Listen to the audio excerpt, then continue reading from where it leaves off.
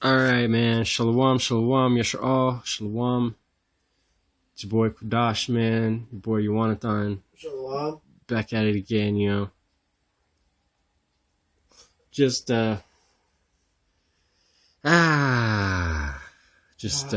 finishing up the day, you know. It's what, like fucking 8 o'clock or something? Yeah. Yeah, anyways, that. It's been a long day. But I got some free time, so I'm trying to put out this lesson for everybody that, I was supposed to, well, not supposed to, but I wanted to put out, for a while now. Even, Brother Dan, shout out to that brother. Even Brother Dan had asked me to give the info I have on this subject, and I've been wanting to for a long time, and I feel bad that I haven't been able to. I feel so bad when like people ask me to do things and I really want to do them, and I'm like happy people ask me to do something, but then like shit happens and I always get like stopped up all sick, dude. It's just like the worst thing ever. Like I just want to do things for people and I always get fucking kicked in my face. But anyways, so sorry to everybody, that, you know, I don't even know what to say, man. Shit just sucks right now. But anyways, let's see. Okay, so we're going to be talking about life after death. Ooh, right? The scary subject of life after death, right? Nobody wants to talk about what happens after you die. Well, you know, not everybody, but a good majority of people are, you know, they're scared of that shit, dude. You know people are scared of that shit, dude. It's because everybody knows that there's like a judgment coming. And yes, you have to be punished if you fucked up. You know what I mean? Like if you there's a place of punishment. There is, like, you know what I mean? There's no getting around that. And there's a place of you know, reward, I guess you could say. But it's, you know, it is what it is, dude. So we're gonna go through, because a lot of people teach a lot of different shit. And that's why I kind of wanted to do this too, because like it's mainly the camps, you know, they go about that whole stupid reincarnation doctrine. And that's not scriptural. They try to say it's scriptural, and they try to bend and twist and jump and jive around. A bunch of jive turkeys, right? Jive turkey. They fucking around being a bunch of fucking retards and twisting scriptures up to try to say reincarnation so that they can basically get glory for themselves, really is what it is, because they want to claim that they're David or Paul or whoever the fuck else, you know, people think that they are. Someone of importance. Yeah, like, oh, I was this person back in the day, so, you know, I need the respect, or I need this, or I need that, you know, do now. Respect is earned. Yeah, dude. So, like, yeah, that's how, like, GMS is, you know, they worship that Masha dude, you know, they call Masha or whatever. And he's supposedly supposed to be King David reincarnated, which is a bunch of shit. It's because, man, like, I hate that shit, man. I hate that shit. That whole, like, oh, man. It's just frustrating, dude. It's just frustrating dealing with, like, all those doctrines out there, you know. Sorry for this little rant before. It's probably going to end up being a two-parter anyway, so I might as well, like, do a little bit of talking, express my opinion on the subject, I guess you could say. Here you want that. But yeah, so basically, we're gonna hit up a few sources today. We're gonna get some Torah, of course. Probably the majority of the Torah I'm gonna save for the last, you know, best for last. I kind of like to do that type of thing so people want to see it, you know, going to watch the whole video, because people don't like to watch the videos and get information. So, I don't know, haha, if you want to. It's like a treat at the end. But anyways, so we're going to hit up the Apocrypha. We're going to hit up Enoch. Also, we're going to show that the same verses that we're going to get from Enoch are found within the Dead Sea Scrolls, which the Qumran community used, and the Qumran community were the Zadokites, as stated in Ezekiel, the 44th chapter.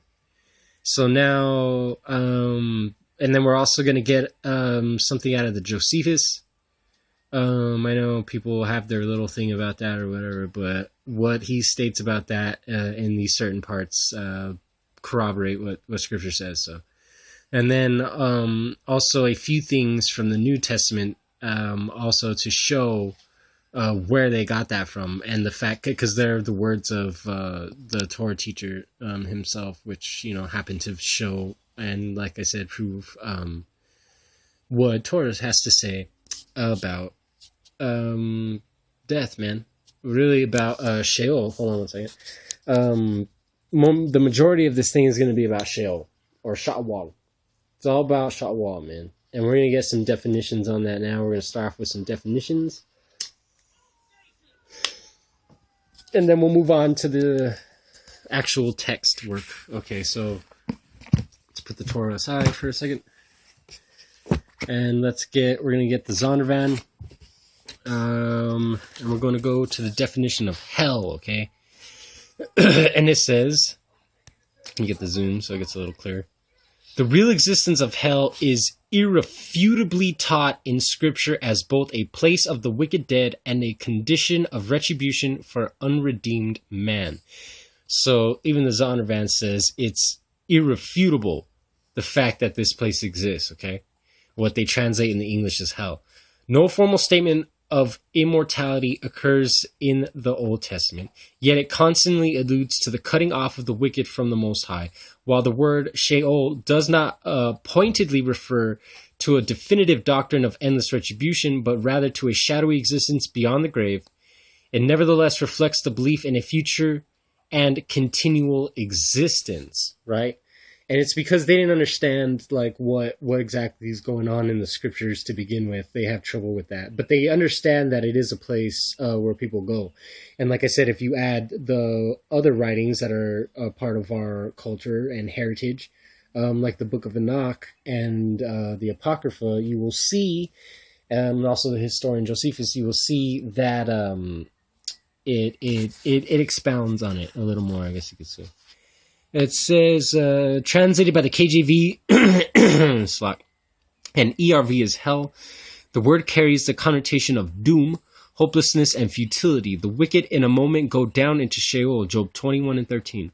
The wicked shall be turned into Sheol, and all the nations that forget the Most High, Psalms 9:17. If I ascend up into heaven, thou art there. And if I make my bed in Sheol, behold, thou art there. Psalms 139 and 8, and Enoch explains what this means. The way of life is above the wise, that he may depart from Sheol beneath, Proverbs 15 and 24. And we're going to get what happens there, because you do come back from Sheol, but it's not till after the judgment. The etymology of the word is uncertain, so they say they don't know, but they know.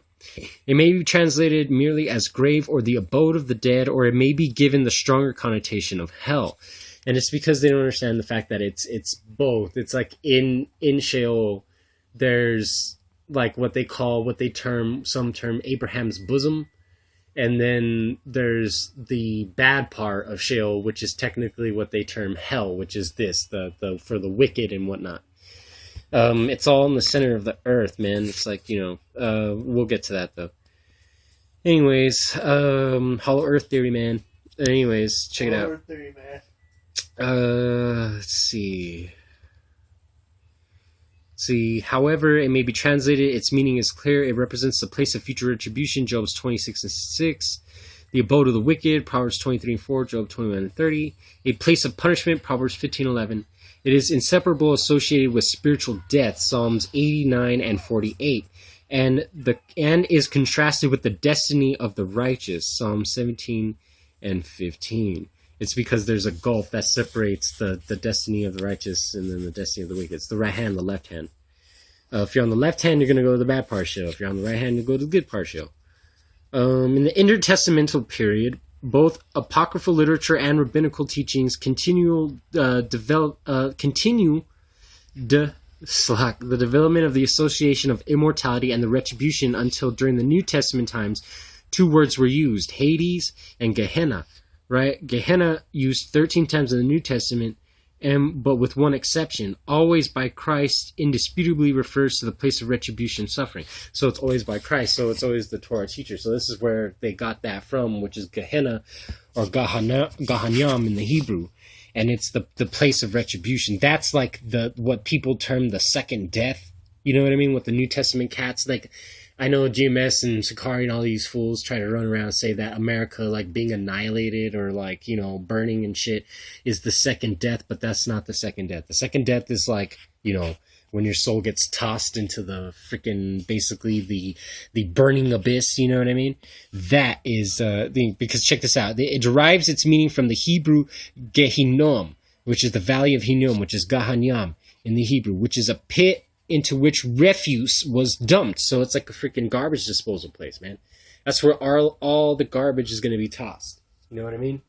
All the freaking garbage of Israel gets tossed into Gahanyam. And that's where all the garbage of our people is going to get tossed too. You know what I mean? And also the fallen angels that transgress after the judgment. It says, a site which has been contemptuously regarded in the Hebrew mind. Right, so it's contemptuous. We regard it as a place of contempt, man. That's a place where it's like, oh shit, you want to go to Gahanyam, you know. And this is the valley, also, where they used to do sacrifices. You know what I mean?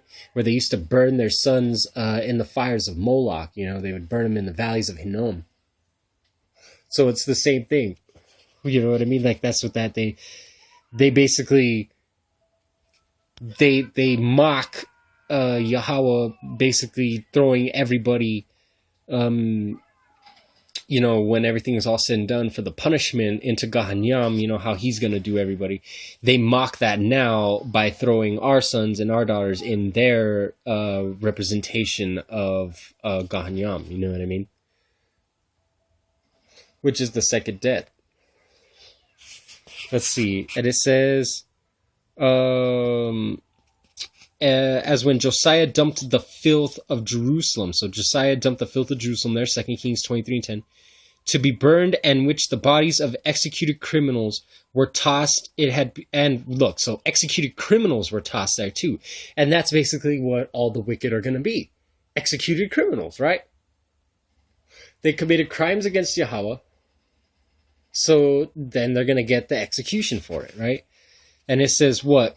It has become a technical term for the unending torment and is used so in Matthew 10:28 and Mark 9:43. Hades used by Septuagint translators for Sheol, and thus somewhat undefined in early usage. Undeniably assumed definitions of meanings by Christ's usage in Matthew 11 and 23, where it represents destruction, right? Synonymous with the kingdoms of evil. So this is where everything's going to be tossed, right? But then they go off on this Christ shit. So we're going to skip down a bunch of Christ. Let's see. Hell is therefore both a condition of retribution and a place in which the retribution occurs. In both these aspects, the three basic ideas associated with the concepts of hell are reflected. Absence of righteousness, separation from the Most High, and judgment. And that's what, like, Gahanyam, I seen one time in a definition. It was in a Jehovah's Witness little book definition for Gahanyam, right? And I honestly kind of like the way they defined it. They defined it as total annihilation from Yahweh's existence. You know what I mean? You do not exist anymore within his realm, within his sight at all. You are completely removed and your soul is being punished for it. This is Gahanyam. That is the second death.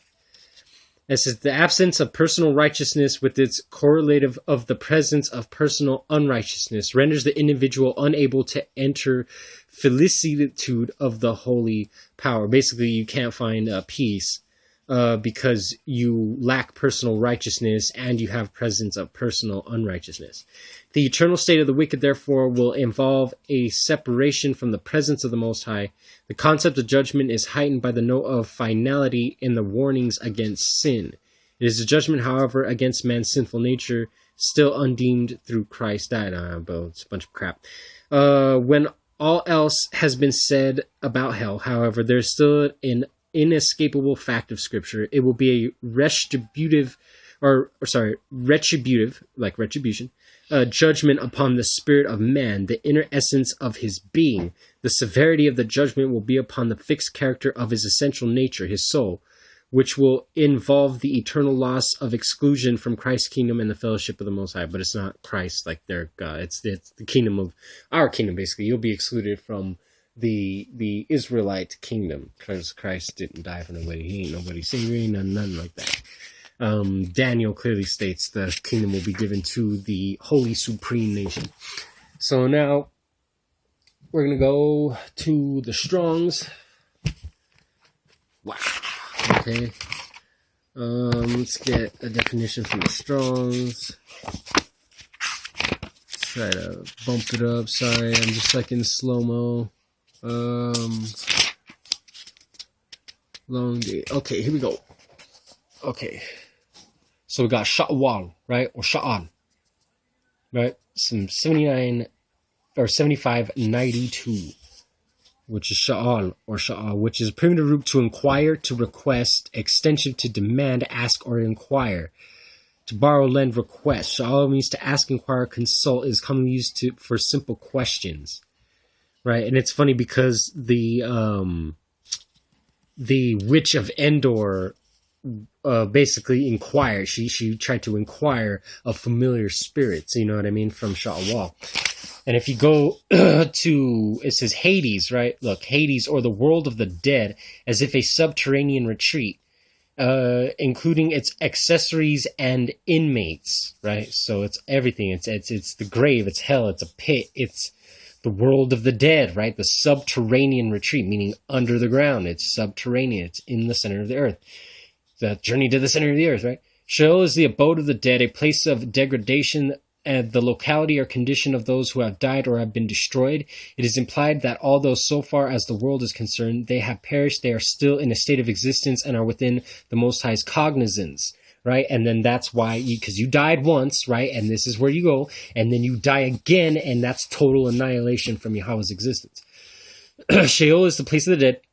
It refers to the underground cavern to which all buried dead go. It is not understood to be a place of punishment, but simply the ultimate resting place of all mankind. Genesis 37:35. And it's both. It's like, first it's just a separation, and it's actually a punishment spiritually, and we're going to read about that. It's actually a spiritual punishment. And then physical punishment comes afterward. That's the second death, right? That's Gahanyam. So there's a difference between Sha'awal and Gahanyam. And then there's even the Dead Sea Scrolls even make that difference.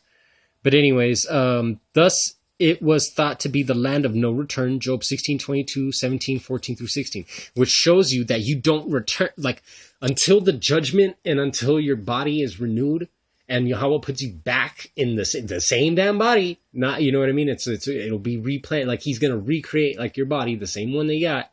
You're going to look the same and everything, same person. Then everyone comes back. All those that are in the so-called Abraham's bosom. But before then, your ass doesn't leave Sheol. Once you die, your ass is dead and you don't come back. There's no goddamn reincarnation. Reincarnation alludes to the fact that you come back in a different body as a different person. Like, it's the same spirit, but different body, right? Like a different person. Don't remember, blah, blah, blah, all this stuff, right? No, that's nonsense. It's mystery school, Kabbalistic thought. It was not understood to be a place. Oh, okay, we already got that. It was a place to be dreaded, not only because it meant the end of physical life on earth, but also because there was no praise of the Most High there. Psalm 6 and 5. And that's in the wicked, because the wicked are sin. They can't, you know what I mean? It does no good. Like, their prayers of the wicked, once you're in the bad part of Sheol, does you no good. And everybody that's on the right side of the place, they're sitting there rejoicing and being shown what's going to happen and afterwards. And we're going to get all that. Deliverance from going there was a blessing. Everything about Sheol was negative. First, there's a tomb or sepulchre, the local habitation of physical frame called Qubar. Secondly, there is the corruption whereby the body itself is dissolved, which is represented by the word shakath. And thirdly, there is Sheol, the locality or condition of the departed. So it's like the three, you know what I mean? It's like when you die, it's the third level. This is like even more hardcore into temple, I guess, if you want to go like that. Well, I mean, we go like that, but, you know, this is, well, I guess we could add it. Man, this is going to make its thing forever. Okay, so I redid the temples. Okay, so, and basically that's what it is. Once you die, it's Sheol. You go through 3 steps, you know what I mean? Like, it's the sepulcher, because your physical body goes into Qubar, and then you degrade, right? You're dissolved, which is Shakath, and then you go down to Sheol, which is like the threefold, which is funny because the Qubar, right, which is like a tomb or a sepulcher, which is related, you know, by definition, to the same thing as like the ark. You know what I mean? Like once you died, you know what I mean? That it goes back to being like the wood, like your physical body, because that's like the temple represents that. Like the temple is the wood, right? The shatyam wood, right? The sinful dead wood. The ark is the word for ark. Arawan is like a grave, a tomb. Watch, we'll just get it real quick. We'll just get it real quick so we can see it.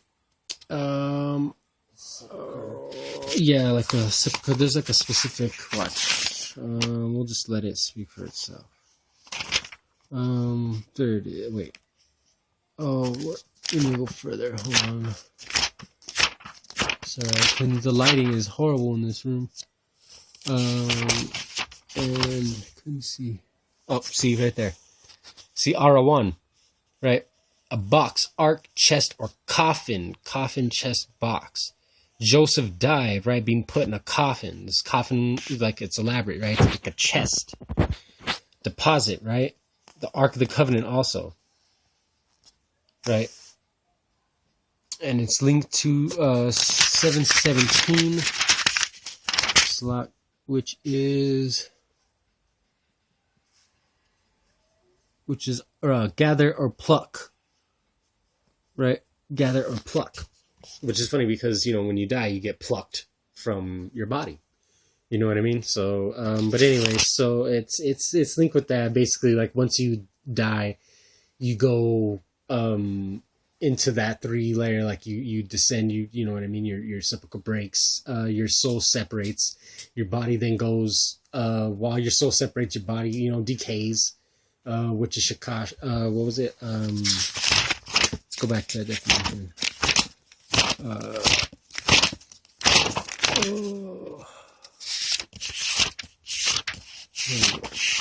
And then you end up in Sheol, which is where your body is sent, or Salak, where your soul is sent after you see Yahweh. You get like prejudged basically to see where you go, whether you go to the good side or the bad side. Where was it at? See, to demand, like you're plucking something. But anyways, let's see. Shakat, right? And then Sheol, right? But we'll get into that later. We'll get into that deeper teaching later on and link it up with the thing. But now I just want to get the definitions out of there and the scriptures out of there, and then we'll go back and do a temple teaching and show how that links in. And honest, they took this in the Kabbalah and they perverted it because they know this happens. So what they did is that's what their reverse side of the tree of life is, because they have like a front side and then they have a reverse side. And that's like basically the world of the dead, where they go and get spirits and do their witchcraft and their all that stuff like that. But ours just means you descend in when you die. But anyways, it's so they know this. It's like a reverse side thing. It's ridiculous. The Kabbalists are always doing all kinds of stuff that is not supposed to be. Okay, so let's see if we got. Look, Sheol is the netherworld. It is not used in one single punishment for punishment after the resurrection, because it's not Sheol itself that punishes you. It's Gehenna. It's the place of punishment that was seen by Sheol.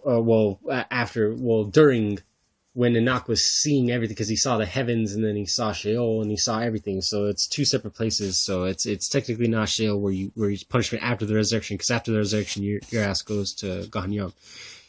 It is contrasted in regards to locality, with heaven the one being regarded as down and the other up.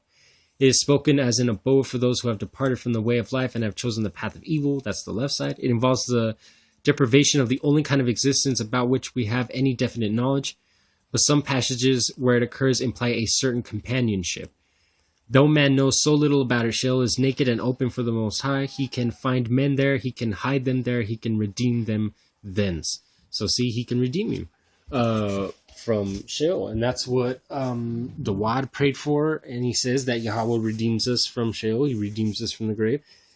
He will redeem his soul. That's why it says he will not leave his soul in hell. You know what I mean? Where they try to take it and flip it with Christ because, you know, they say Christ descended into Sheol and taught everybody about himself and then, like, went and raised into heaven, you know? And so, but it's not that. Like, Christ didn't go down like that. But, it wasn't like that. But, you know, that is where you go. You do die. You go to Sheol. But then you get back, you come back. But not till after everything is said and done, basically. Okay, so now we got that. Now let's get a more concrete. I'm going to go to BDB. Alright. We're going to go to shaawal here. We're going to see what it says. Okay, here we go. Okay, we got it. It's on page 982 under shaawal, right? It's a noun. Okay, Sheol, the underworld, the place of inquiry, right? That's the why it's the asking, the shaawal, the plucking, you know what I mean? Referring to necromancy, right? Because like I said, the witch of Endor tried to summon, well, she did summon, she's ended up summoning Samuel, which Yahweh allowed it, of course. Yahweh allows these things. And let's get that real quick where that is. It's in, I believe, 1 Samuel or 2 Samuel. Hold on, Slack. It's in 2 Samuel. Oh, wait, no, 1 Samuel chapter 28. Right? See, because he wasn't getting answered by anybody, right? So what did he do? Verse 7. So Saul said to the servants, what does it say? Seek out a woman who practices necromancy, and I will go to her and inquire through her. And his servant said to him, behold, there is a woman who practices necromancy in Endor. Right? So, you know, and you could read about this. I've read this before, but to save time, but yeah, look, I saw a great man ascending from the earth. So Samuel came up, and that's what he did. She screamed when she saw Samuel, right? So she ended up summoning Samuel from Sheol, from the grave. So, you know, obviously Samuel's soul was still active, and he looked like how his physical body did because, you know, Saul recognized him. So that's what happened. They necromanced him. She was able to summon. Yahweh allowed her to be able to summon Samuel so that he could tell Saul, basically, that he was screwed. It also is related to Sheol, the other Ah. When Sheol, the hollow hand, means a hollow place or hell. So see, both the Ahs sometimes are interchangeable. It says, must now refrain from positive etymology. It says... Let's go down. Bunch of references. You could go to outside books, you know, but we don't need that. The underworld, where men descend at death. Plenty of references, man. References all day. And Korah with associates go down alive by Sheol in judgment. So that's where, you know, because the earth opened up and swallowed up. We saw that, the incense, right? And they get swallowed up into Sheol. And spiritually, because this can happen spiritually as well, you know what I mean? That's why it says we're the valley of dry bones, you know what I mean? We're like, this is spiritual and physical. Like, you could be physically dead. Physically, your mind is Sheol. You know what I mean? Your mind is a grave. Your mind is stuck in Egypt. It's dead. You know what I mean? And then you rise, you renew yourself, basically, because that's what it is. You're sacrificing your old self and renewing yourself and becoming the perfected man, right? But there's the actual physical Sheol, right? Which your ass gets tossed into, just like Korah did. And spiritually, that's what happened to Sakari and Judah. As insatiable monster, right? It's to have snares, dark, gloomy, without return. without work or knowledge of wisdom, because in the bad part of Sheol, man, you're just cut off. Condition of righteousness and wicked distinguishable in Sheol. So there's a distinguishable, in Wisdoms of Solomon, look, wisdom literature. So they know that there's a distinguishing between the wicked and the righteous in Sheol. Death is their shepherd. Without power and honor, they waste away, consume them, and draw out water. This is another thing why it says we made a covenant with shaawal. And that's why Saul himself, his name is Sheol or shaawal, because that's what it's it's the same thing. Like, it's death. Like, he was death. He turned to death. He went inquiring of death. He made a covenant with death, with necromancy. And that's the same thing our people did. And that's why Paul was called Saul as well, because we made a covenant with death. We made a covenant with this Jesus character. And now everybody's spiritually dead. And if they don't fix their shit, they're going to be goddamn physically dead as well. Like, spiritually, I guess your soul, soul-wise. I don't know the word for that. Let's see. In Ezekiel is the land below, a place of reproach, abode of the uncircumcised. Righteous shall not be abandoned, though, right? They won't be abandoned. You can be ransomed from Sheol. Later distinction is of places in Sheol. So there's distinction of places, depths of Sheol. Sensualist. Let's see. A bad sense. A pit, a words at least prepare for local distinctions of post-biblical Judaism and New Testament. Extreme degradation in sin, a place of exile for Israel.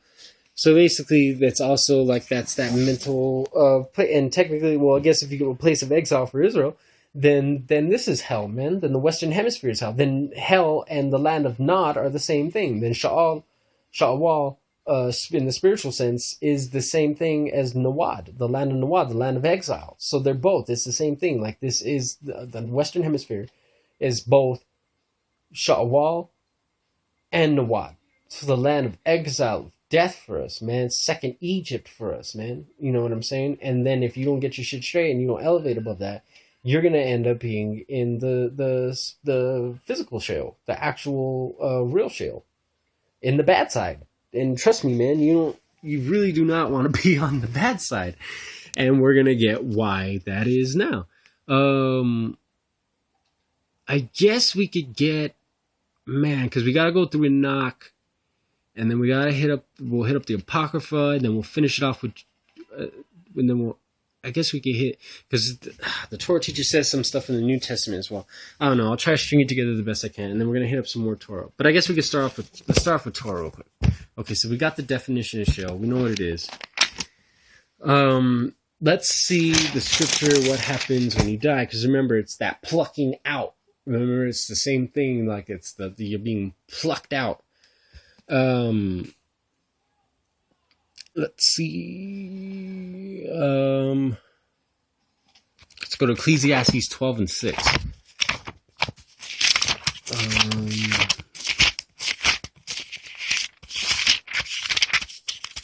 Ecclesiastes 12. Well, actually, we could start at...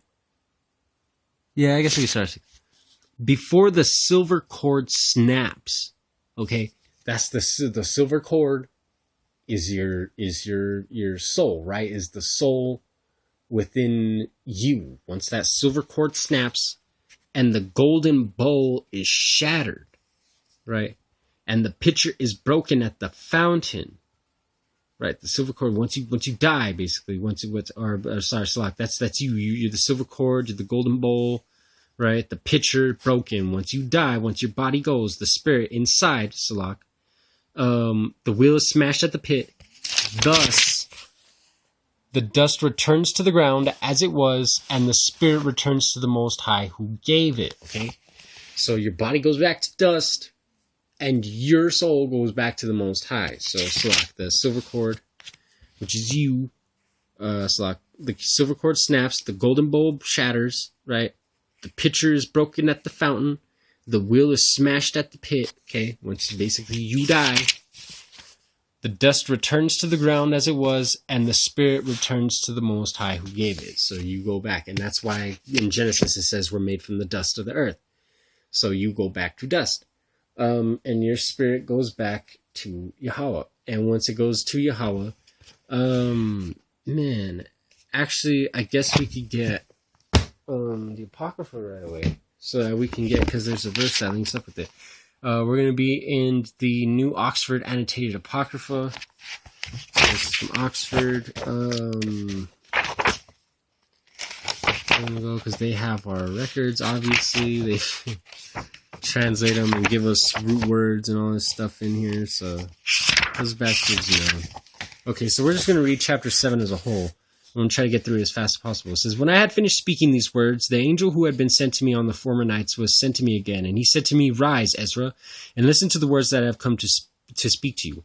I said, 'Speak, my lord.' And he said to me, 'There is a sea set in a wide expanse. Okay. That is deep and vast, but it is entranced set in a narrow place, so that it is like a river. If there are those who wish to reach the sea, to look at it or to navigate it, how can they come to the broad place unless they pass through the narrow part?' Another example. There is a city built and set on a plain, and it is full of all good things, but the entrance to it is narrow and set in a precipitous place, so that there is fire on the right hand and deep water on the left. There is only one path lying between them, that is between the fire and the water, so that only one person can walk on the path. Now, if the city is given to someone as an inheritance, how will the heir receive the inheritance unless passing by through the appointed danger?" So basically, that's the broad is the path of destruction, right? But narrow is the path to righteousness, to the kingdom, man, to getting to the New Jerusalem. You have to walk a treacherous path, man. It's a single, like this, like it's there, and then you got fire and water on the left, and that's funny because those are the two elements that they use to try to fight against us, fire and water. So we got to fight that duality bullshit that they have and walk the straight path. And it says, let's see. Slot. And I said, "That is right, Lord." And he said to me, "So also is Israel's portion." So that's our portion, man. "For I made the world for their sake. And when Adam transgressed it's our sake. It's our sake he made the world. When Adam transgressed my statutes, what had been made was judged, everything was judged as soon as Adam transgressed the statutes, and so the entrances of this world were made narrow and sorrowful and toilsome. There are few and evil, full of dangers and involved in great hardships. But the entrances of the greater world are broad and safe and yield the fruit of immortality. Therefore, unless the living pass through the difficult and futile experiences, they can never receive those things that have been reserved for them." So basically, unless you go through the crucible of hardship, right, the furnace of affliction, you're not going to be able to eat of the kingdom. "Therefore, unless the living pass through the difficult," right, it says, "Now therefore, why are you disturbed, seeing that you are to perish? Why are you moved, seeing that you are mortal? Why have you not considered in your mind what is to come rather than what is now present?" So he's like, "What's wrong with you, man? You never thought of this before?" So this is like the same thing for us. This shouldn't be moving anybody. Like, well, hopefully this maybe will get a couple people more, on their shit. But, this isn't supposed to be something that's supposed to just like totally freak you out and like, "Oh my God, I didn't know." You're supposed to have thought about this before, man. You're supposed to have looked into this before. But then again, that shit's all fucked up nowadays and all that stuff or whatever. But that's why they were doing it now. And so, this is why we fear Yahweh, man, because there's punishment. And it says, "Then I answered and said, O sovereign Most High, you have ordained in your law that the righteous shall inherit these things, but the ungodly shall perish. The righteous therefore can endure difficult circumstances while hoping for easier ones. But those who have done wickedly have suffered the difficult circumstances and will never see the easier ones." So we all go through fucking hell. Obviously the damn, them, but they go through their own hell too, I guess. But anyways, all in all, everyone goes through their own personal hell.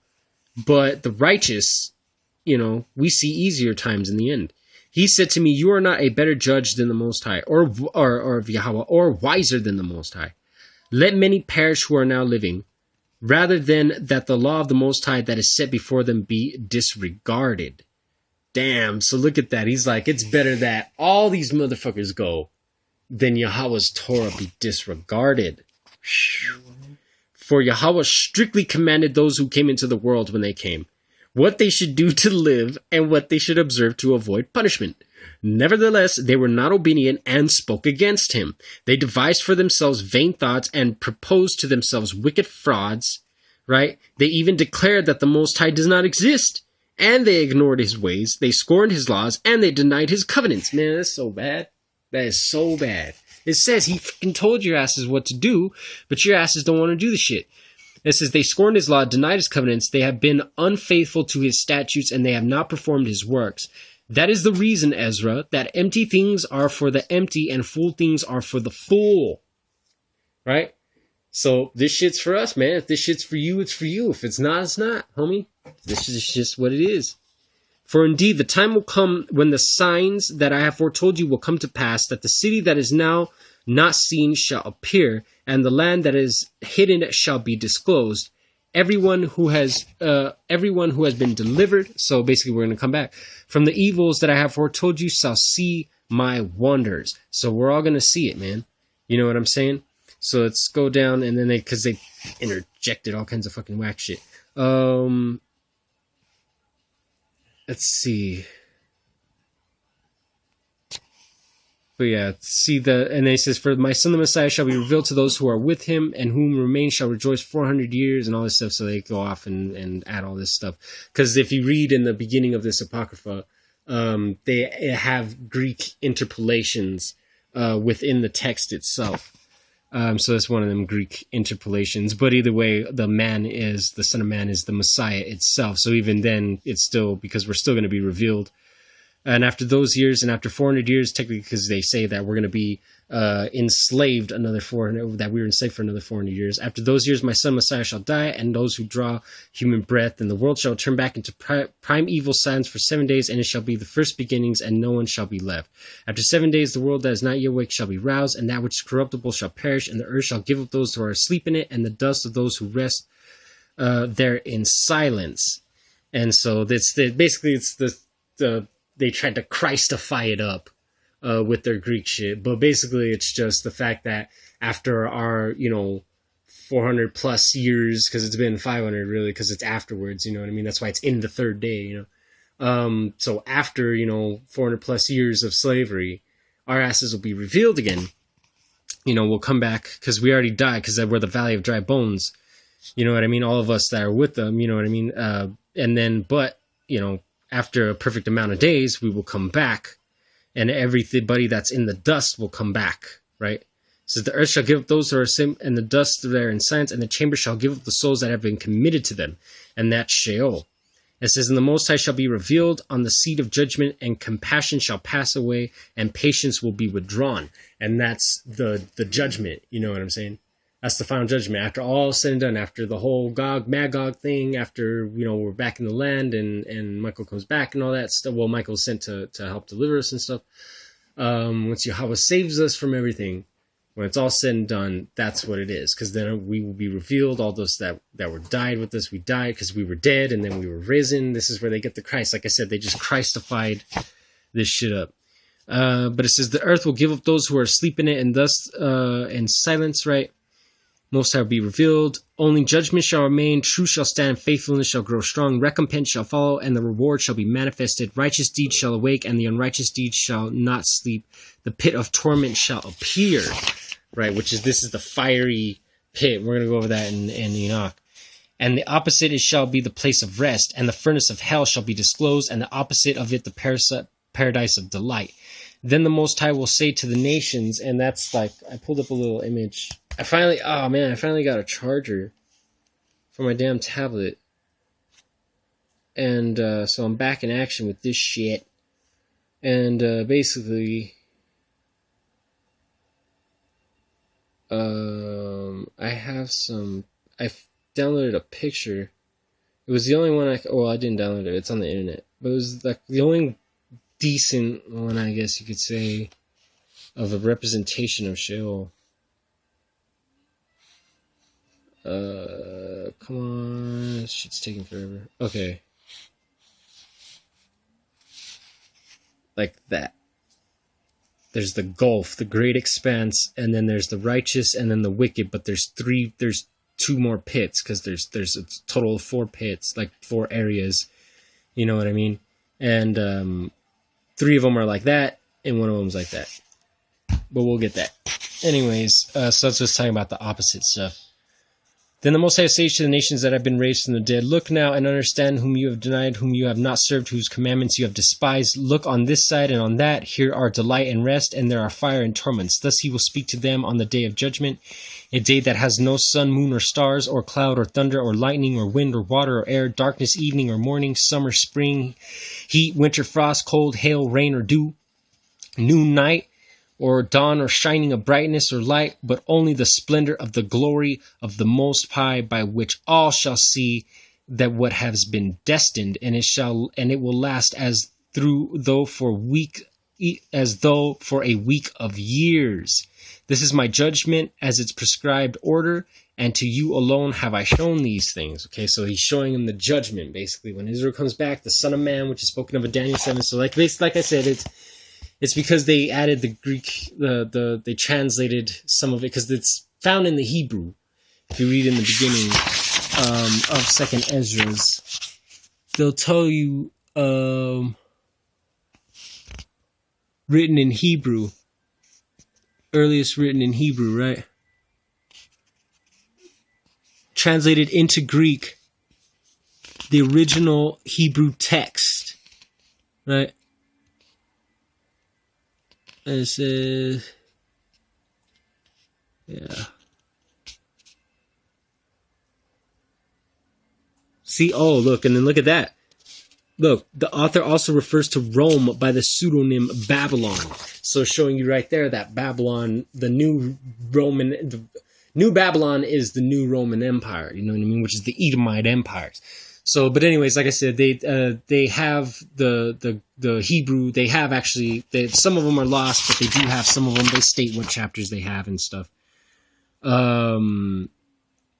Let's see. It's the earliest written in Greek by an anonymous Jew in Israel near the end of the 1st century. So they try to date it to the 1st century and stuff. But they know it's in Hebrew. But when they translate it into Greek, they added a little interpolation. They messed with the little translation a little bit, so they try to make it all Christy and the Son of Man and all this stuff. But they, it's talking about Israel. And then also, it's the same thing as like in Daniel in chapter 7 when the Son of Man is brought before Yahweh. You know what I mean? It's the same concept. But Yahweh's the one that judged. You don't see nothing else about no Son of Man. Judging and none of that shit. You know what I mean? So it's talking about us just all mucked. If you have just a few precious stones, let's see. Oh, wait. Oh, sorry. It says, I answered and said, O sovereign Yahweh, I said then and I say now, blessed are those who are alive and keep your commandments. But of those for whom I prayed, for who among the living is there that has not sinned, or who is there among mortals that have not transgressed your covenant? And now I see that the world to come will bring delight to few, but torments to many. For an evil heart has grown up in us, which has alienated us from the Most High. So it's an evil mind that's alienating you, man, and has brought us into corruption and the ways of death, and has shown us the paths of perdition, and removed us far from life, and that not merely for a few, but for almost all who have been created. So it's not just a few, almost all. I'm sorry, man. Like, it's sad and it's fucked up. You know what I mean? To think, you know what I mean? Because it's, in the way that you miss the people and you don't want to see everybody die. But these people don't give a shit about the Most High's creation, man. They don't give a shit. And he answered me and said, listen to me, Ezra, and I will instruct you and admonish you once more. So he's like, I'm gonna set you right once more, man. For this reason, the Most High made not one world but two. Inasmuch as you have said that the righteous are not many but few, right? While the ungodly abound, hear the explanation for this. If you have just a few precious stones, will you add them to lead or clay? And I said, Lord, how could that be? And he said to me, not only that, but ask the earth and she will tell you. Defer to her, and she will declare it to you. Say to her, you produce gold and silver and bronze, and also iron and lead and clay. But silver is more abundant than gold, and bronze than silver, and iron than bronze, and lead than iron, and clay than lead. Judge therefore which things are precious and desirable, those that are abundant or those that are rare. And I said, O sovereign Yahweh, what is plentiful is of less worth, and that is more rare is of more precious. And he answered me and said, consider within yourself. So that's so you gotta go. That's the process, man. Look, you start off as clay. You were made of clay, right? And then the lead. You're all full of lead, right? Because that's why you gotta de-leadify yourself, you know. I don't know, it's a hooked up term. Sorry, I'm retarded, but that's what Zechariah is talking about. You know, the lead that he tossed the lead weight into the ephah, and he said that's wickedness. That's what that is, man. Your wickedness. And then iron, bronze, right? You got to turn the iron, go from iron. So then you got to take out the lead and take out the iron to become bronze, and then transmute yourself from bronze to silver, and then silver to gold. This is the temple, man. Go from clay to lead to iron to bronze to silver to gold. And this is the reverse of the Nebuchadnezzar, Nimrod, you know what I mean, statue, the androgynous, false, heathen temple, Kabbalistic man, you know. You produce gold because it's the head of gold, silver, bronze, then iron, lead, and clay, basically, you know. And it says, anyways, and he answered me and said, consider within thyself what you have thought. For the person who has what is hard to get rejoices more than the person who has what is plentiful. So also will be the judgment. For that I have promised. For I will rejoice over the few who shall be saved, because it is they who have made my glory to prevail now. And through them my name has now been honored. So see, it's all about the man. Look at who he says. He rejoices in the few that are saved, right? Because they made his glory prevail. And through his name, right? He has been honored. So it's all about his name, and his name and his glory. I will not grieve over the great number of those who perish, for it is they who are most now like a mist, and are similar to a flame and smoke. They are set on fire and burn hotly and are extinguished.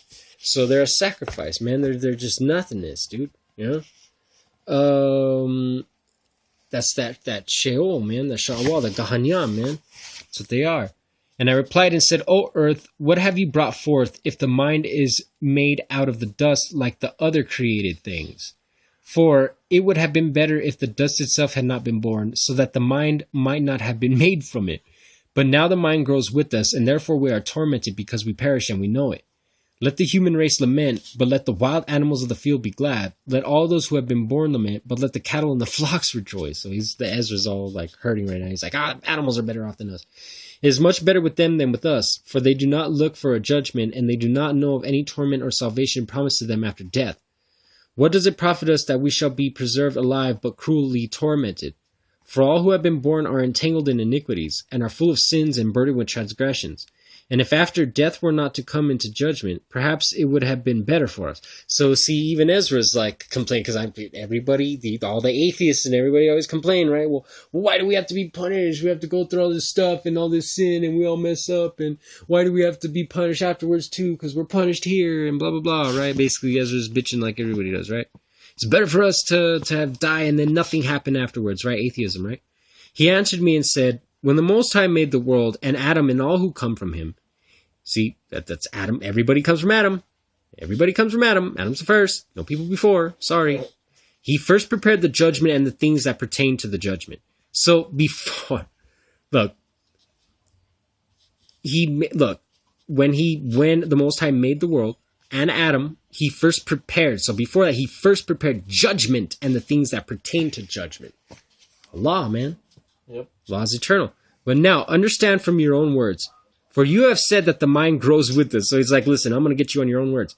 For this reason, therefore, those who live on the earth shall be tormented, because though they had understanding, they committed iniquity, and though they received the commandments, they did not keep them, and though they obtained the law, they dealt unfaithfully with what they received. Basically, you were given the motherfucking shit in your hands, and all you had to do was follow the shit, and you refused. So your ass deserves to get punished. You didn't listen. You didn't listen. And it says what? What then will they have to say in the judgment, or how will they answer in the last time? So it's like, what do you have to say for yourself? How long the Most High has been patient with those who inhabit the world, and not for their sake, but because of the times that he had foreordained. It's for his own damn sake, man, because he himself set laws, and he follows his laws. You know what I'm saying? Bro, Most High, man, listen, he set times out in a specific way. He set everything. He set the judgments, man. He ain't gonna break it. His word, he don't break his word. So because he set the times, and because he set the world, right? You gotta go. Because it's not for your sakes, man, but for the Most High's. Because the shit was then. He's been patient, but he can only be so patient. I answered and said, if I have found favor in your sight, O Yahweh, show this also to your servant, whether after death, as soon as everybody of us yields up the soul, remember the everything breaking and your soul goes back, right? We shall be kept in rest until those times come when you will renew the creation, or whether we shall be tormented at once. So he's like, are we going to rest before you renew the creation, or are we all just going to be tormented? He answered me and said, I will show you that also, but do not include yourself with those who have shown scorn, or number yourself among those who are tormented. For you have a treasure of works stored up with the Most High, but it will not be shown to you until the last times. So basically, he was like, listen, Ezra, don't number yourself among the transgressors, so you don't have to worry about that, because Yahweh has works set out for you. But I'm not going to tell you what those works are until to your last times. Now, concerning death, the teaching is, when the decisive decree has gone out from the Most High that a person shall die, and that goes back to Ecclesiastes, right? As the spirit leaves the body to return again to whom we gave it. That's exactly Ecclesiastes. Let's get it again, because I know it's been a minute. And niggas have short fucking memories and shit. And all the GMOs damaged everybody, and I know the chemtrails, I know the fluoride and stuff. I understand. Believe before the silver cord snaps, and the golden bowl is shattered, and the pitcher is broken at the fountain, and the wheel is smashed at the pit. Thus the dust shall return to the ground as it was, and the spirit returns to the Most High who gave it. Right? Same thing what we just saw right there. The spirit leaves the body to return to who gave it. First of all, it adores the glory of the Most High. I'm going to take a time out to give a shout out to Brother Tabak, man. I miss that brother, man. I miss that. Yeah. That was one of those moments, man, where he would have added in on that, man. I just miss that brother, man. Good times. But yeah, so, and shout out to all the other Akiyam out there, man. You know who you are, who do the work. If it is one, okay, so it says so first when you die, you go back to the Most High and you adore his glory. You see him. If it is one of those who have shown scorn and have not kept the way of the Most High, who have despised his law and hated those who fear the Most High, such spirits shall not enter into habitations, but shall immediately wander about in torments, always grieving and sad in 7 ways. So this is how they are tormented. The first way, because they have scorned the law of the Most High. So this is all mental. They're tormented in their mind. The second way, because they cannot now make a good repentance so that they may live. The third way, they shall see the reward laid up for those who have trusted the covenants of the Most High. The fourth way, they shall consider the torment laid up for themselves in the last days. The fifth way, they shall see that how the habitations of the others are guarded by angels in profound quiet. So look at all this, man. Look, you're going to be hurting because you fucked up. You scorn the law, right? You can't make up for it, right? You see that there's a reward for the people that made it, right? You're going to consider the torment then for yourself. Then you're going to see all the habitations guarded by angels, all nice on the good side. Then the sixth way, they shall see how some of them will cross over into torments. So then that's that torments. So first you're going to think about it, and then you're going to actually see the shit where you're going to go. The seventh way, which is worse than all the ways that have been mentioned, so this is the worst, because they shall utterly waste away in confusion and be consumed with shame. Shame. You refuse to be shameful now to get the Torah temple knowledge, so you're going to be fucking shamed to all hell when you're in Sheol. They shall wither with fear at seeing the glory of the Most High, with whose presence they sinned while they were alive, and in whose presence they are to be judged in the last times. Now this is the orders of those who have kept the ways of the Most High when they shall be separated from their mortal body. During the time that they have lived in it, they laboriously served the Most High, and withstood danger every hour so that they might keep the law of the lawgiver perfectly. And that's what we're supposed to be doing. That's what we're trying to do now. Therefore, this is the teaching concerning them. First of all, they shall see with great joy the glory of him who receives them, for they shall have rest in 7 orders. So we're going to have rest in 7 orders. So they have torment in 7 orders, we're going to have rest in 7 orders. Because they have striven with great effort to overcome the evil thought that was formed with them, so that it might not lead them astray from life unto death. So right there, you have to overcome the evil thought that's formed within you. That evil thought is formed within you, man. You got to get rid of Hashatan from your mind, right? Get rid of Job's 3 friends, right? The second order, because they see the perplexity in which the souls of the ungodly wander and the punishment that awaits them. So then you're going to see what happens to the bad people. The third order, they see the witness that he who formed them bears concerning them, that throughout their life they kept the law which they were entrusted. Right? So you're going to see that he bared you, man, that he bore you. You're going to see your life, man, that the life flashed before your eyes, man. Yeah, but that's it. The fourth order, they understand the rest that they now enjoy, being gathered into their chambers and guarded by angels in profound quiet, and the glory waiting for them in the last days. So you're going to have a nice-ass crib there, fucking kicking it. The fifth order, they rejoice that they have now escaped what is corruptible and shall inherit what is to come. And besides, they shall see the straits and toils from which they have been delivered, and the spacious liberty which they are to receive and enjoy in immortality. Immortality, son! And the sixth order, when it's shown to them how their faces to shine like the sun, and how they are to be made like the light of the stars, being incorruptible from then on. Right? The seventh, which is greater than all that, greater than all that have been mentioned, because they shall rejoice with boldness, and shall be confident without confusion. So see, that's what we're supposed to be. Rejoice in boldness, confident without confusion, and shall be glad without fear. These goals, these are what the goals that we're supposed to be striving for, man. We're going to actually achieve that shit. For they press forward to see the face of him whom they have served in life, and from whom they have to receive their reward when glorified. This is the order of the souls of the righteous, and henceforth is announced. And the previously mentioned are the ways of the torments, that those who are not given heed, and they shall suffer thereafter.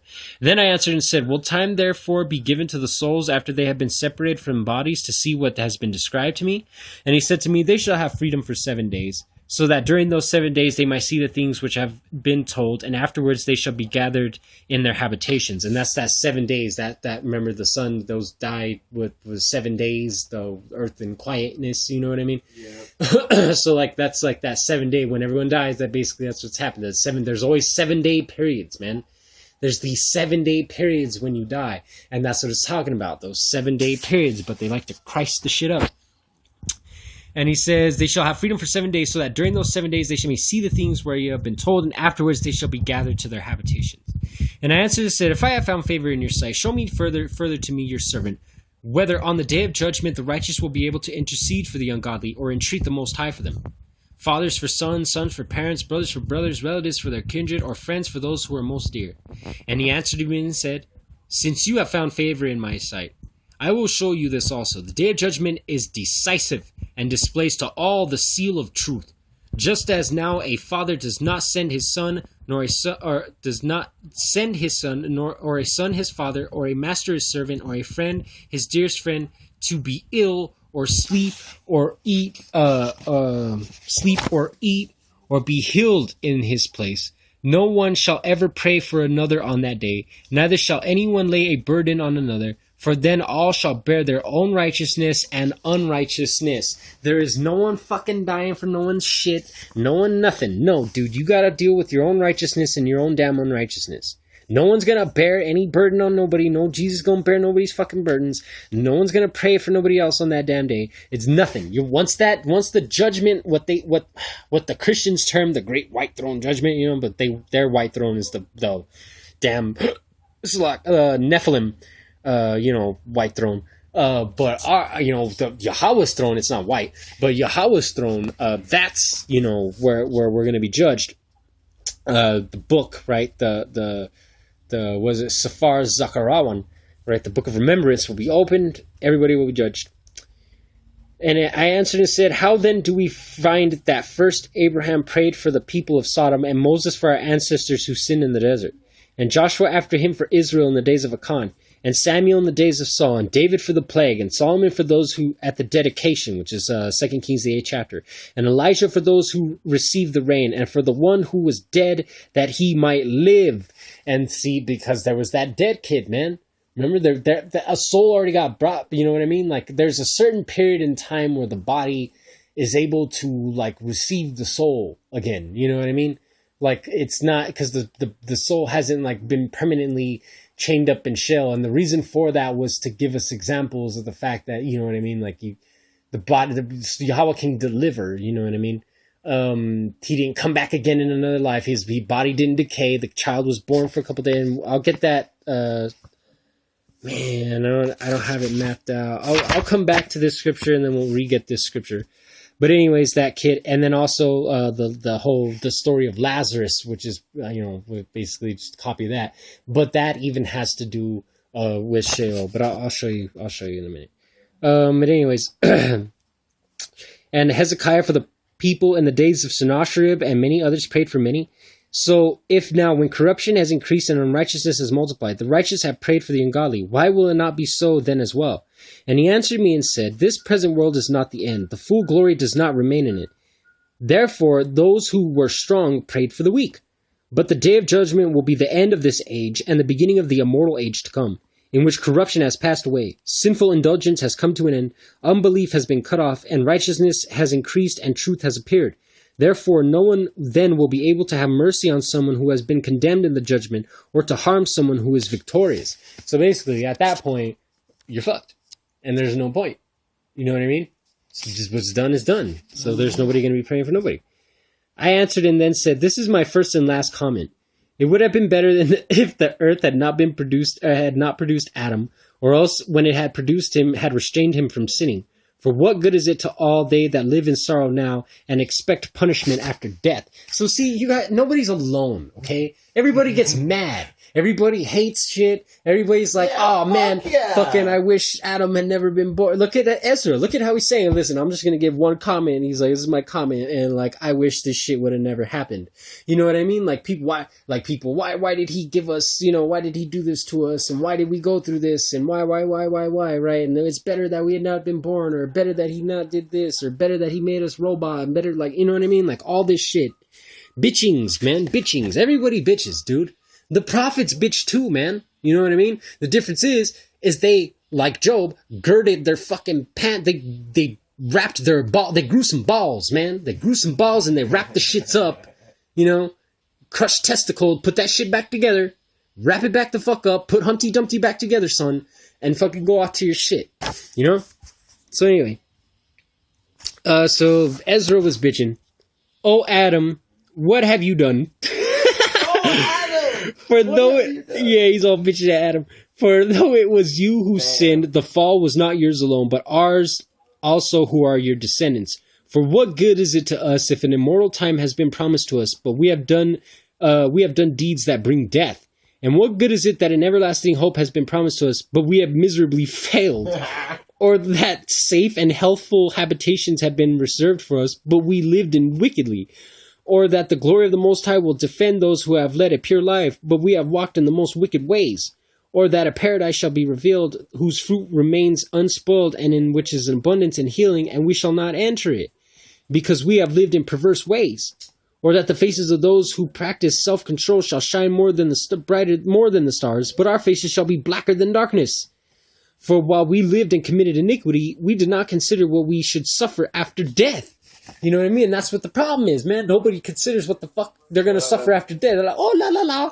You know what I mean? And then the shit happens. Okay. And then when I'm dead, I won't feel anything. Yeah, and then when your ass ends up in one of the bad spots in Sheol, then we'll motherfucking see who the hell, la, la, la, then, It says,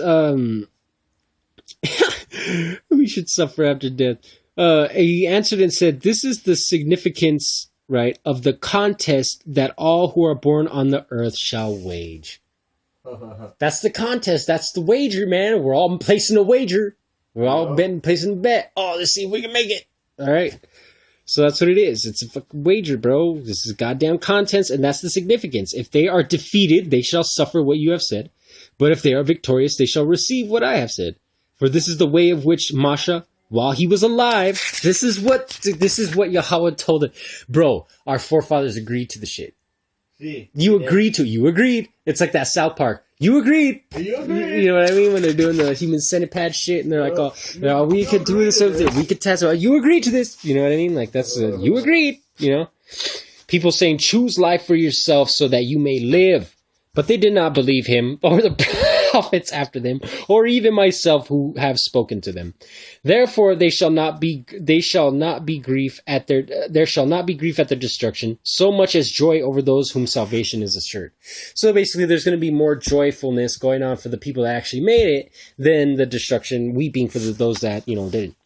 I answered and said, I know, O Most High, O Yahweh, that the Most High is now called merciful, because he has mercy on those who have not yet come into the world, and gracious because he is gracious to those who turn in repentance to his law, and patient because he shows patience towards those who have sinned, since they are his own creatures, and bountiful. See, he cares, man. He fucking cares, bro. He's not just like some ruthless, you know what I mean? Like, and bountiful because he would rather give than take away, and abundant in compassion because he makes his compassions abound more and more to those now living and to those who are gone and to those yet to come. Past, present, future, man. And look at what they do. They try to take all these traits of Yahweh and apply it to fucking Jesus, man. It's nonsense. For if he did not make them, if he did not make them abound, the world with those who inhabit it would not have life. And he is called the giver, because he did not give out of his goodness, so that those who have committed iniquities might be relieved of them. Not 1/10,000 of humankind could have life. And the judge, because if he did not pardon those who were created by his word, and blot out the multitude of their sins, there would probably be left only a very few out of an innumerable multitude. And that's funny because that's the same exact phrase that it uses in another part, Ezra's, where it says when Yahweh sends Michael and him and the angels, basically blot out the fuck out of Gog and Magog army, that there's nothing left out of innumerable multitude. There's nothing left but dust and the smell of smoke. Damn. You know what I mean? Dust and the smell of smoke, and the bones and everything else that's left over. We're gonna have to hire and have people go out and bury those bones. And it's gonna be like a full-time job and shit.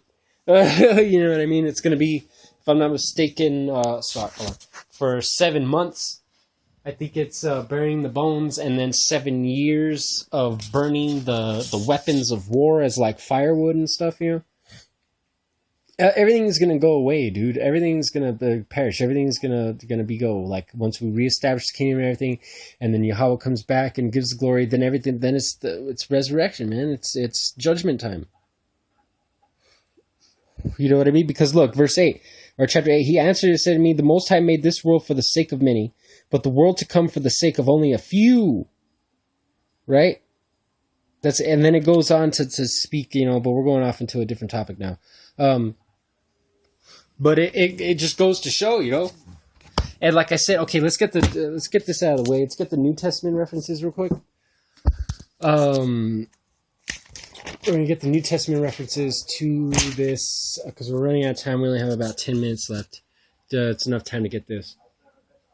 To what happens after you die. This is why we have the whole thing. Let's go to John chapter 11. Okay, let's show. That even the New Testament, this is where they got it from. They jacked it from our shit. 10. Oh, it's 11. Okay, hold on. 9, 10. Okay, we got chapter 10. Chapter 11 is next. Okay. This is now, there's a certain man was sick named Lazarus of Bethany, right? The town that Mary and her sister Martha. It was that Mary which anointed the Lord, right? It was his anointed man, wiped his feet with her hair, blah, blah, blah, whatever. Therefore his sister sent unto him, saying, Lord, behold, there's whom who lovest is sick. And Jesus, Yahushua heard that, and he said, this sickness is not with death, but for the glory of the Most High, right? Or not unto death, that the Son of the Most High might be glorified thereby, which is not, it's glory to Yahweh only. Now, Jesus loved Martha, her sister, blah, blah, blah, sick, disciples, Judea again, blah, blah, blah. Skip down.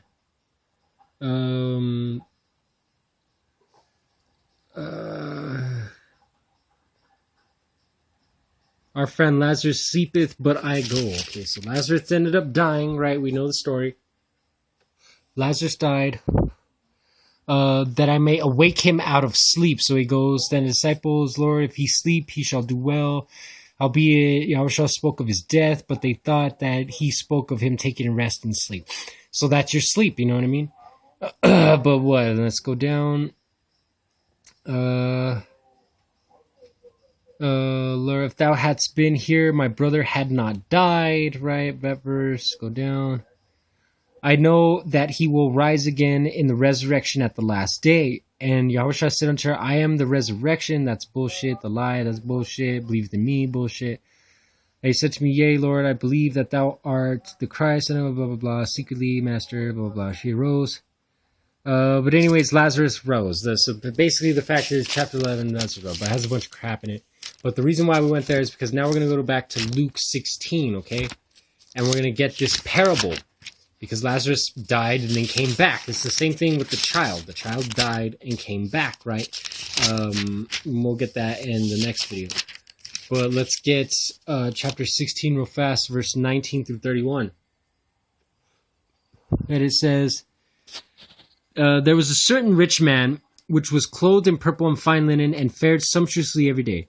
And there was a certain beggar named Lazarus, which was laid at his gate full of sores, and desiring to be fed with the crumbs which fell, okay, so he was very poor, just wanted to be from, of the rich man's table. Moreover, the dogs came and licked his sores. And it came to pass that the beggar, so basically these dogs, that's what they do to us, they come and lick our sores, right? Lazarus is like us, you know, the heathens are the dogs, and they come and lick our sores. And it came to pass that the beggar died and was carried by the angels into Abraham's bosom. So, you know, that's the same theme. 400 years, and those that died with him, blah, blah, blah. Okay, so died, right? Abraham's bosom. The rich man also died and was buried. So this is where he went. He went to the right side, which is Abraham's bosom. Josephus says the same thing. And in hell, right, in Sheol, he lifted up his eyes, being in torments, and seeth Abraham afar off, and Lazarus in his bosom. And he cried and said, Father Abraham, have mercy on me, and send Lazarus that he may dip the tip of his finger in water and cool my tongue, for I am tormented in this flame. But Abraham said, Son, remember that thou in thy lifetime receivedst thy good things, and likewise Lazarus evil things. But now he is comforted, and thou art tormented. And beside all this, between us and you there is a great gulf, fixed, so that they which would pass from hence to you cannot, and neither can they pass to us that would come from thence. Then he said, I pray to thee therefore, Father, that thou wouldest send him to my father's house. So basically there's that great gulf, the great expanse, separating the good part from the bad parts, and you can't cross them over. So then he said, well, I pray, right? He says, let's see. Then he said, I pray thee, Father, that thou wouldest send him to my father's house, for I have 5 brethren, that he may testify unto them, lest they also come into this place of torment. And Abraham said to them, they have Moses and the prophets. Let them hear them. You have the Torah, bro. Just like what Second Ezra said. And he said, Nay, Father Abraham, but if one went unto them from the dead, they will repent. And he said unto him, If they hear not Moses and the prophets, neither will they be persuaded, though one rose from the dead. And that's the same thing even when because they say Jesus rose from the dead. Like, even if someone rose from the dead, which that little boy did back in the day, so I don't know why anybody's still freaking out about that, you know. If rose from the dead, then you still wouldn't believe. So, you know, people still don't believe in Yahweh, you know. So that's it for that parable, and that's it probably for this section, this lesson. Sorry it took so long. We still also have Josephus to go over his discourse on Hades, pages 813 and 814. Also, we're going to go through Enoch and get a further description on Sheol, the further description of the punishments. Just going to go more and more detail, and then we're going to hit a bunch of Torah scriptures that have to do with raised the third day. The wad's going to be raised back up. All the ruined places, basically, our bodies are going to be raised back up, brought back from the pit. A bunch of scriptures, man, in the Torah having to do with all this.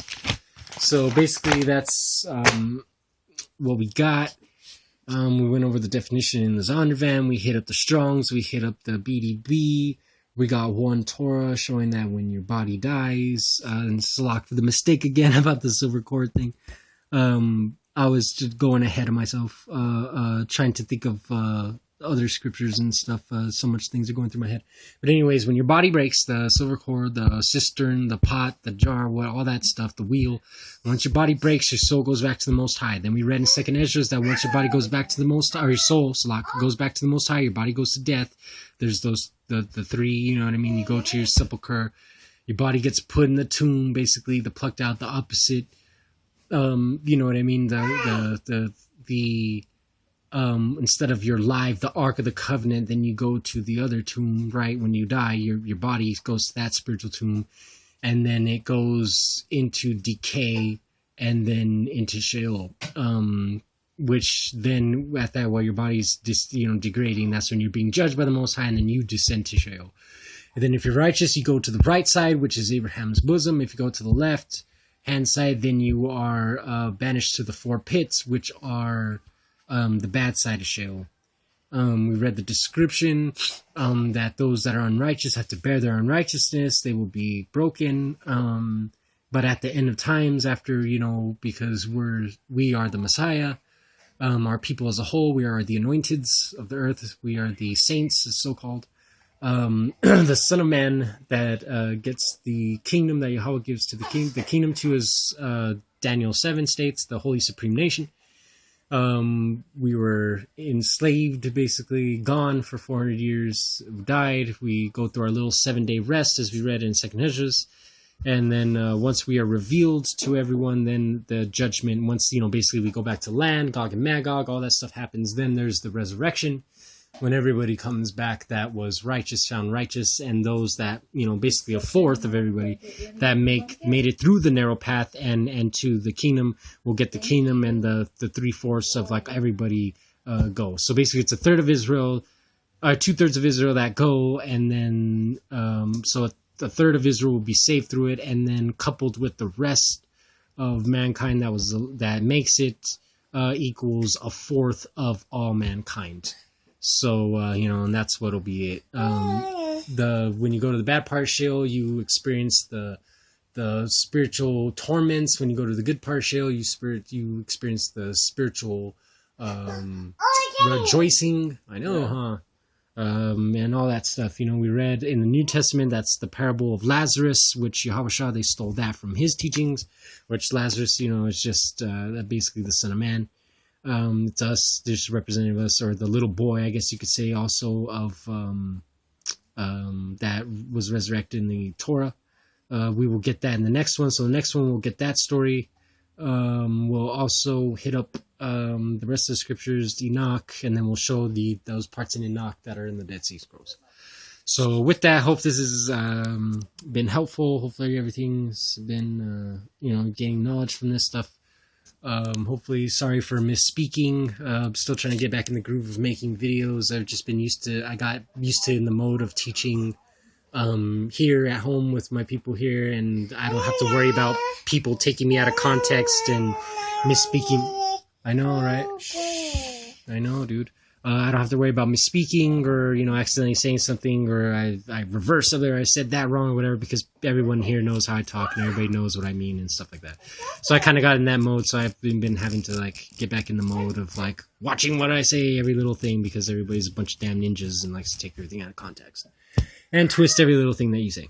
So anyways, with that, Kal Halal Yahweh Zaba'awat Akkad, Shema Yasha'al Yahweh Alahayana Yahweh Akkad, Barak Hashem Yahweh, Ahab Yahweh, and Barakatam Akiamwa Akwat. Right? Shalom. Shalom.